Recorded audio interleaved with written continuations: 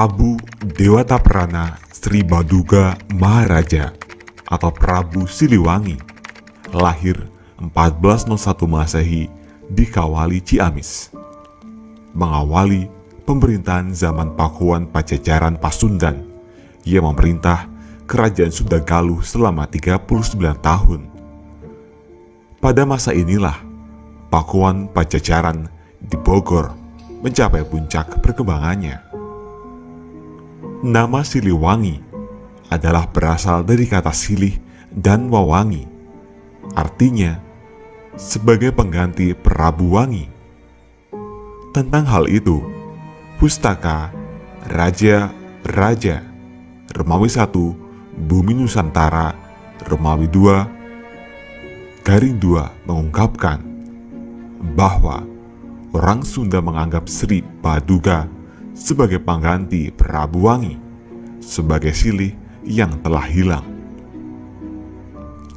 Prabu Siliwangi berpesan pada warga Pajajaran yang ikut mundur pada waktu beliau sebelum menghilang.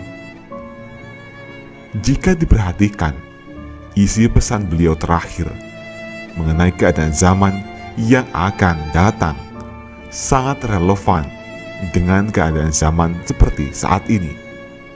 Dan tidak hanya itu, untuk warga Pajajaran saja. Berikut pesan terakhir Prabu Siliwangi tersebut. Perjalanan kita hanya sampai di sini. Hari ini, walaupun kalian semua setia padaku, tapi aku tidak boleh membawa kalian dalam masalah ini, membuat kalian susah, ikut merasakan miskin dan lapar. Kalian boleh memilih untuk hidup ke depan nanti, agar besok lusa kalian hidup senang, kaya raya, dan bisa mendirikan lagi Pajajaran. Bukan Pajajaran saat ini, tapi Pajajaran yang baru, yang berdiri oleh perjalanan waktu.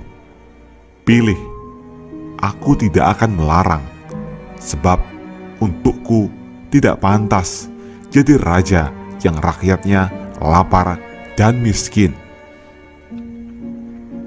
Dengarkan, yang ingin tetap ikut denganku, cepat memisahkan diri ke selatan. Yang ingin kembali lagi ke kota yang ditinggalkan, cepat memisahkan lagi diri ke utara. Yang ingin berbakti kepada raja yang sedang berkuasa, cepat memisahkan diri ke timur. Yang tidak ingin ikut siapa-siapa, cepat memisahkan diri ke barat. Dengarkan, kalian yang di timur harus tahu kekuasaan akan turut dengan kalian dan keturunan kalian nanti yang akan memerintah saudara kalian dan orang lain. Tapi kalian harus ingat, nanti mereka akan memerintah dengan semena-mena. Akan ada pembalasan untuk semua itu. Silakan pergi. Kalian yang di sebelah barat, carilah oleh kalian Ki Santang, sebab nanti keturunan kalian yang akan mengingatkan saudara kalian dan orang lain, ke saudara sedaerah, ke saudara yang datang seperdirian, dan semua yang baik hatinya. Suatu saat nanti, apabila tengah malam dari Gunung Halimun terdengar suara minta tolong, nah, itu adalah tandanya semua keturunan kalian dipanggil oleh yang mau menikah di Lebak Cawene. Jangan sampai berlebihan, sebab nanti telaga akan banjir. Silahkan pergi. Ingat, jangan menoleh ke belakang. Kalian yang di sebelah utara, dengarkan. Kota tak akan pernah kalian datangi. Yang kalian temui hanya padang yang perlu diolah. keturunan kalian kebanyakan akan menjadi rakyat biasa.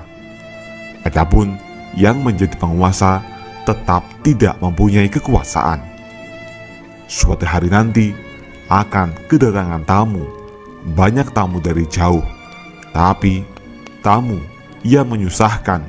Waspadalah, semua keturunan kalian akan aku kunjungi, tapi hanya pada waktu tertentu dan saat diperlukan.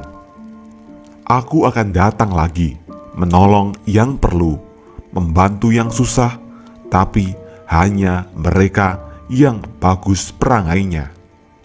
Apabila aku datang takkan terlihat, apabila aku berbicara takkan terdengar. Memang aku akan datang, tapi hanya untuk mereka yang baik hatinya, mereka yang mengerti dan satu tujuan, yang mengerti tentang harum sejati, juga mempunyai jalan pikiran yang lurus dan bagus tingkah lakunya. Ketika aku datang, tidak berupa dan bersuara, tapi memberi ciri dengan wewangian. Semenjak hari itu, Pajajaran hilang dari alam nyata. Hilang kotanya, hilang negaranya. Pajajaran tidak akan meninggalkan jejak selain nama untuk mereka yang berusaha menelusuri. Sebab bukti yang ada akan banyak yang menolak. Tapi suatu saat akan ada yang mencoba supaya yang hilang bisa ditemukan kembali. Bisa saja, hanya menelusurinya harus memakai dasar.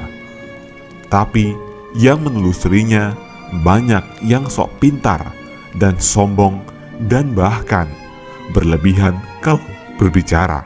Suatu saat nanti akan banyak hal yang ditemui. Sebagian-sebagian sebab terlanjur dilarang oleh pemimpin pengganti. Ada yang berani menelusuri terus-menerus, tidak mengindahkan larangan mencari sambil melawan, melawan sambil tertawa. Dialah anak gembala. Rumahnya di belakang sungai. Pintunya setinggi batu, tertutupi pohon, hadelilun, dan hanjuang. Apa yang dia gembalakan?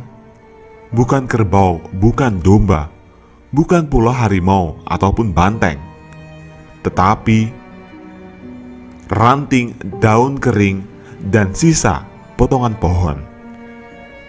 Dia terus mencari, mengumpulkan semua yang dia temui, tapi akan menemui banyak sejarah atau kejadian. Selesai zaman yang satu datang lagi, satu zaman yang jadi sejarah atau kejadian baru. Setiap zaman mempunyai sejarah, setiap waktu akan berulang itu dan itu lagi. Dengarkan, yang saat ini memusuhi kita akan berkuasa hanya untuk sementara waktu. Tanahnya kering, padahal di pinggir sungai Ciba Teun dijadikan kandang kerbau kosong. Nah, disitulah sebuah negara akan pecah. Pecah oleh kerbau bule yang digembalakan oleh orang yang tinggi dan memerintah di pusat kota. Semenjak itu, raja-raja dibelenggu. Kerbau bule memegang kendali dan keturunan kita hanya jadi orang suruhan. Tapi kendali itu tak terasa sebab semuanya serba dipenuhi dan murah serta banyak pilihan. Semenjak itu, pekerjaan dikuasai monyet. Suatu saat nanti, keturunan kita akan ada yang sadar, tapi sadar seperti terbangun dari mimpi. Dari yang hilang dulu, semakin banyak yang terbongkar. Tapi banyak yang tertukar sejarahnya. Banyak yang dicuri, bahkan dijual. Keturunan kita banyak yang tidak tahu bahwa zaman sudah berganti. Pada saat itu geger di seluruh negara. Pintu dihancurkan oleh mereka para pemimpin, tapi pemimpin yang salah arah.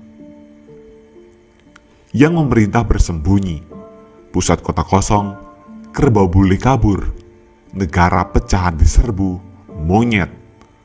Keturunan kita enak tertawa, tapi tertawa yang terpotong, sebab ternyata pasar habis oleh penyakit, sawah habis oleh penyakit, tempat padi habis oleh penyakit, kebun habis oleh penyakit, perempuan hamil oleh penyakit, semuanya diserbu oleh penyakit. Keturunan kita takut oleh segala yang berbau penyakit. Semua alat digunakan untuk menyembuhkan penyakit sebab sudah semakin parah. Yang mengerjakan masih bangsa sendiri, banyak yang mati kelaparan. Semenjak itu, keturunan kita banyak yang berharap bisa bercocok tanam sambil sok tahu membuka lahan. Mereka tidak sadar bahwa zaman sudah berganti cerita lagi. Lalu, sayup-sayup dari ujung laut utara terdengar gemuruh. Burung menetaskan telur, riuh seluruh bumi. Sementara di sini, ramai oleh perang, saling menindas antar sesama, penyakit bermunculan di sana-sini. Lalu, keturunan kita mengamuk tanpa aturan, banyak yang mati tanpa dosa. Jelas-jelas musuh dijadikan teman, yang jelas-jelas teman dijadikan musuh. Mendadak, banyak pemimpin dengan caranya sendiri. Yang bingung semakin bingung. Banyak anak kecil sudah menjadi bapak. Yang mengamuk tambah berkuasa, mengamuk tanpa pandang bulu. Yang putih dihancurkan, yang hitam diusir. Kepulauan ini semakin kacau, sebab banyak yang mengamuk tidak beda-beda tawon. Hanya karena dirusak sarangnya, seluruh nusa dihancurkan dan dikejar. Tetapi ada yang menghentikannya. Yang menghentikan adalah seorang seberang. Lalu berdiri lagi penguasa yang berasal dari orang biasa, tapi memang keturunan penguasa dahulu kala, dan ibunya adalah seorang putri Pulau Dewata. Karena jelas keturunan penguasa baru susah dianiaya. Semenjak itu berganti lagi zaman, ganti zaman, ganti cerita. Benderang. Kapan? Tidak lama. Setelah bulan muncul di siang hari, disusul oleh lewatnya komet yang terang benderang.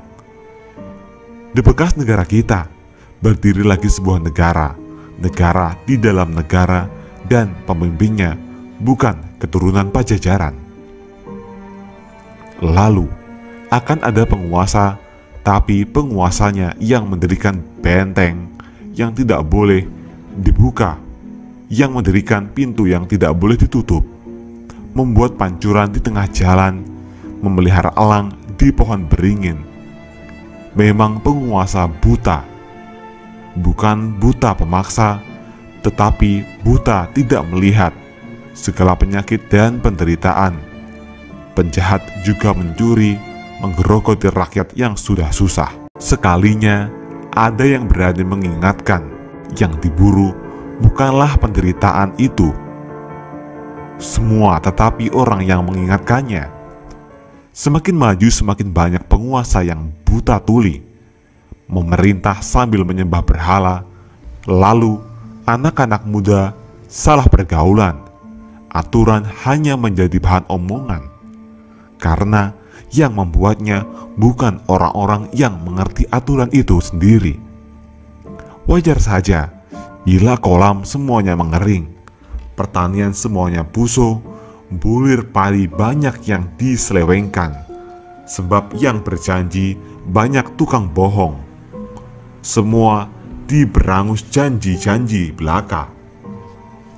Tetapi terlalu banyak orang pintar, tapi pintar kebelinger.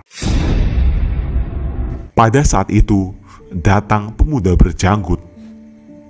Datangnya memakai baju putih serba hitam sambil menyanding sarung tua, membangunkan semua yang salah arah, mengingatkan pada yang lupa, tapi tidak dianggap karena pintar keblinger, maunya menang sendiri. Mereka tidak sadar langit sudah memerah, asap mengepul dari perapian. Alih-alih dianggap, pemuda berjanggut ditangkap, dimasukkan ke penjara, lalu mengacak-ngacak tanah orang lain, beralasan mencari musuh, tapi sebenarnya mereka sengaja membuat permusuhan. Waspadalah, sebab mereka nanti akan melarang untuk menceritakan Pajajaran, sebab takut ketahuan. Banyak bahwa mereka yang jadi gara-gara selama ini. Penguasa yang buta semakin hari semakin berkuasa melebihi kerbau bule. Mereka tidak sadar zaman manusia sudah dikuasai oleh kelakuan hewan. Kekuasaan penguasa buta tidak berlangsung lama, tapi mereka sudah kelewatan menyengsarakan rakyat yang sudah berharap agar mukjizat datang untuk mereka.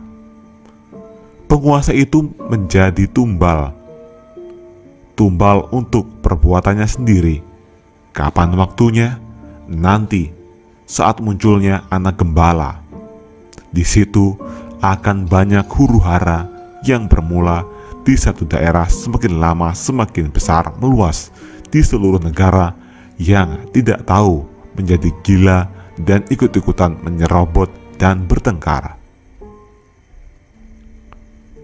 Dipimpin oleh pemuda gendut, sebabnya bertengkar, memperebutkan tanah yang sudah punya ingin lebih, yang berhak meminta bagiannya, hanya yang sadar pada diam. Mereka hanya menonton, tetapi tetap terbawa-bawa. Yang bertengkar lalu terdiam dan sadar ternyata mereka memperebutkan pepesan kosong. Sebab tanah sudah habis oleh mereka yang punya uang. Para penguasa lalu menyusup, yang bertengkar ketakutan kehilangan negara.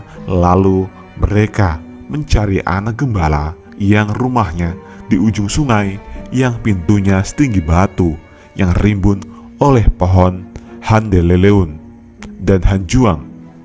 Semua mencari tumbal, tapi pemuda gembala sudah tidak ada. Sudah pergi bersama pemuda berjanggut, pergi membuka lahan baru di Lebak Cawene, yang ditemui bahwa gagak yang berkoar di dahan mati. Dengarkan, zaman aku berganti lagi. Tapi nanti setelah gunung gede meletus, disusul oleh 7 gunung ribut lagi, seluruh bumi orang sudah dipanggil-panggil. Orang Sunda memaafkan, balik lagi semuanya. Negara bersatu kembali, Nusa Jaya lagi, sebab berdirinya Ratu Adil yang sejati. Tapi siapa Ratu Adil tersebut? Dari mana asalnya sang ratu? Nanti juga kalian akan tahu. Itulah tadi isi pesan terakhir Prabu Siliwangi. Semoga banyak hal positif yang bisa kita petik dari pesan beliau. Dan jangan ditelan mentah-mentah informasi ini. Kami kembalikan sepenuhnya semua kepada pemirsa untuk mencikapi isi pesan tersebut.